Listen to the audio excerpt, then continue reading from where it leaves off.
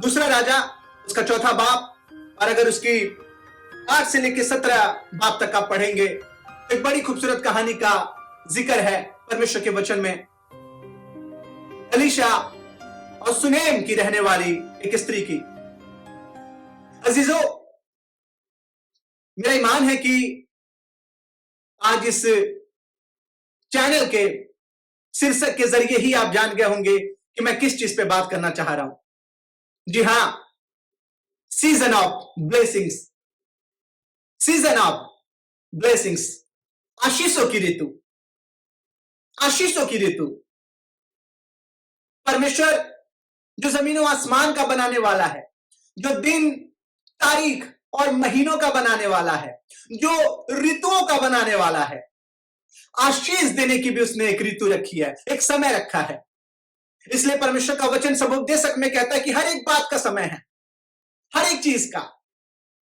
और आज की शाम मैं आपसे थोड़ी देर परमेश्वर के वचन से आशीषों की ऋतु के बारे में, सीजन ऑफ ब्लेसिंग्स के बारे में बात करना चाहता हूं। और जब दूसरा राजा उसके चौथे बाप को आप 8 से लेके 17 तक पढ़ेंगे तो एक बड़ी खूबसूरत कहानी आपको यहां पे नजर आएगा, जिसमें एलीशा और सुनेम की रहने वाली स्त्री का जिक्र है कि एलीशा सुनेम को आया जाया करता था और वहां पे एक धनी स्त्री थी। उसने देखा कि यह परमेश्वर के भक्त सा जान पड़ रहा और इसके लिए एक जगह तैयार करती है जहां ये आते जाते समय उस शहर में थोड़ी देर के लिए विश्राम कर सकता था।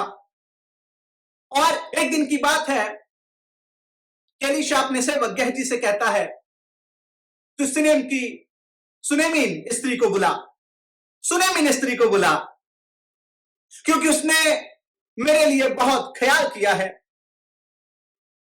तो मैं चाहता हूं कि कुछ ना कुछ उसके लिए भी मैं कर सकूं। और जैसे ही वो सुनेमीन स्त्री आती है, अपने सेवक गेहजी से एलीशा कहता है कि पूछ कि मैं उसके लिए क्या करूं, पूछ कि उसके लिए मैं क्या करूं, क्या उसकी चर्चा राजा से करूं या उसकी चर्चा मंत्रियों से, बड़े लोगों से करूं। और सुनेमीन स्त्री का जवाब आता है, नहीं मेरे प्रभु, नहीं है परमेश्वर के भक्त, मैं तो अपने ही लोगों में रहती हूं।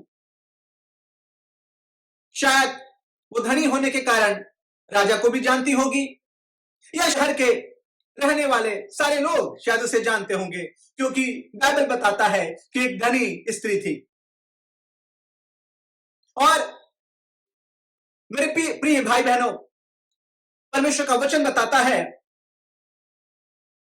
कि एलीशा का सेवक गेहजी उससे कहता है कि इसको बेटा नहीं है, इसको बेटा नहीं है। और तभी एलीशा उस स्त्री से कहता है, सुनिएगा मैं पढ़ रहा हूं, दूसरा राजा उसका चौथा बाप और उसकी 16वीं आयत। तब उसने कहा, बसंत ऋतु में, किस ऋतु में? बसंत ऋतु में दिन पूरे होने पे तुझे एक पुत्र की प्राप्ति होगी, तो एक बेटे को अपने सीने से लगाने पाएगी। Hallelujah, thank you Jesus. बड़ी खुशियों के साथ लोग नए साल को मना रहे हैं, चाइनीज न्यू ईयर को, जिसे स्प्रिंग फेस्टिवल के नाम से भी जाना जाता है।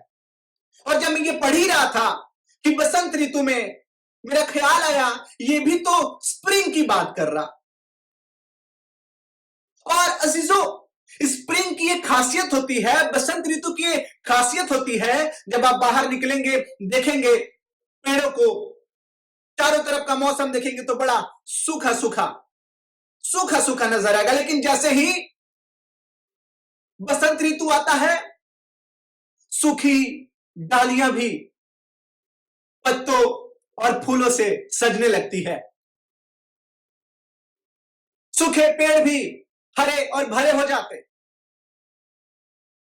बसंत ऋतु आशीषों की ऋतु। और परमेश्वर का भक्त कहता है कि बसंत ऋतु में तुझे एक पुत्र की प्राप्ति होगी। खुदावन के खून से खरीदे हुए मेरे अजीज प्यारे भाई बहनों, शायद आज की शाम जब आप ये वीडियो सुन रहे होंगे, देख रहे होंगे मुझे, तो आपके हालात ठीक ना होंगे, आपकी परिस्थितियां ठीक ना होंगी, किसी न किसी बात की चिंता में आप होंगे। लेकिन मैं बड़े ईमान के साथ ये कह सकता हूं, जैसा परमेश्वर का वचन सबोपदेशक में लिखा है कि हर एक बात का समय है, हर एक चीज की समय है। उस समय की बात जो है, जिस समय में परमेश्वर अपना वचन आपकी जिंदगी में पूरा करेगा। आमीन। मैंने कहा उस समय की बात जो है जिसमें परमेश्वर का वचन आपकी जिंदगी में पूरा होगा, क्योंकि परमेश्वर अपने वचन को पूरा करने वाला परमेश्वर है। और जब ये बात एलीशा इसको कहा, इस स्त्री ने कहा, मैं पढ़ रहा हूं, सुनिएगा। इस स्त्री ने कहा कि हे मेरे प्रभु, हे परमेश्वर के भक्त, ऐसा नहीं अपनी दासी को धोखा ना दे। इसको यकीन ही नहीं हो रहा था, क्योंकि इसका पति बूढ़ा, इसकी परिस्थितियां अनुकूल नहीं थी इसके हालात से। और तभी ये स्त्री कहती है कि मुझे धोखा ना दे। शायद ये बात इसलिए कह रही होगी वो कि बहुत से भविष्यवक्ता झूठा भी हुआ करते थे उस समय, झूठी भविष्यवाणी भी करते थे। जैसे आज के दिनों में हम आप देख सकते हैं, तमाम झूठे भविष्यवक्ता जो परमेश्वर के नाम को व्यर्थ में लेके, मुझे कहने की जरूरत नहीं है, आप बखूबी अच्छे तरीके से जान रहे हैं। अजीजों, इसे भी लगा कि कोई झूठा भविष्यवक्ता फिर इससे बातें कर रहा। लेकिन मेरे प्यारे भाई बहनों, खुदा जब बात करता है, खुदा जब बोलता है, तो वहां सामर्थ पैदा होता है, वहां हालात बदलते हैं, वहां परिस्थितियां बदल जाती हैं।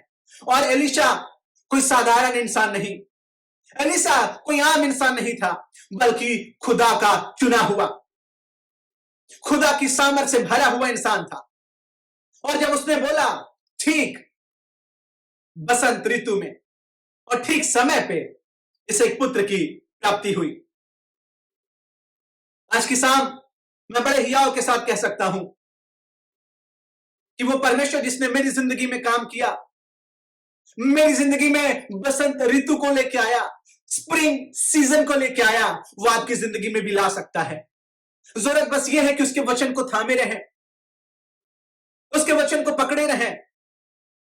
उसने जो वायदा किया है उसके लिए उसका धन्यवाद दें, क्योंकि वो अपने वादों को पूरा करने वाला परमेश्वर है। आज की शाम खुदावन एक बार फिर से आपकी जिंदगियों को बदलने जा रहा, एक बार फिर से हरा भरा करने जा रहा। निराश होने की जरूरत नहीं है, हताश होने की जरूरत नहीं है। जरूरत यह है कि उसके वचन को थाम ले। अजीजों, खुदा एक समय में आपके पास आएगा। अगर आज आपको लग रहा है कि आपकी दुआएं सुनी नहीं जा रही है, आज आपको लग रहा है कि आप सारी चीजें जो कर रहे हैं वो सब कहीं ना कहीं विफल जा रहा, सारी मेहनत जाया जा रही, घबराइएगा नहीं, हताश मत होइएगा। एक समय आएगा जब खुदा की सामर्थ प्रकट होगी, एक समय आएगा जब खुदा का जोर आप पे जाहिर होगा। Hallelujah, thank you Jesus. मेरे प्यारे भाई बहनों, परमेश्वर का वचन कहता है कि मैं फिर से एक बार बसंत ऋतु में आऊंगा, और ताकि तुम्हें वो आशीष दे सकूं जिसके लिए तुम इंतजार कर रहे हो। खुदा आज की शाम अगर आप परमेश्वर के वचन को थामे रहेंगे, उसके वायदों को थामे रहेंगे, तो उसके लिए कोई काम कठिन नहीं है, उसके लिए कोई काम अनोखा और अनहोना नहीं है। आपका शोक आनंद में बदल जाएगा, आपका विलाप नृत्य में बदल जाएगा। बस विश्वास उस परमेश्वर पे करके देखें जिसके लिए सब कुछ संभव है।